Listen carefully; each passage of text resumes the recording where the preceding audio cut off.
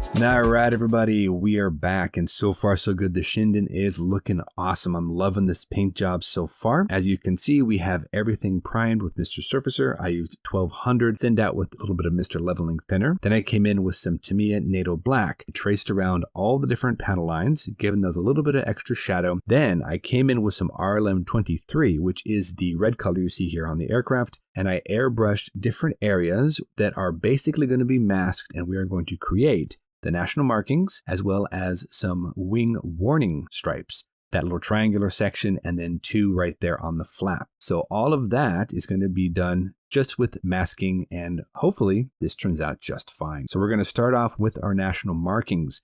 Now I could take this into the Cricut cutter and cut something out of vinyl, but I don't really feel like doing that. Plus, I've got the decal set right here, and I can use that as a perfect guide to go ahead and make sure that these are cut correctly. Now I'm using my circle cutter, and I've had this for years. I've used it a few other times. It has really come in handy. All you got to do is set the basic size. Once you get that radius of the circle, then you just go ahead and lock it down. Go ahead and draw out a couple of circles, and yeah, you get them cut out with that very sharp blade. And then hopefully, if all goes well, you have enough pressure, you can get yourself a nice circle, just like this.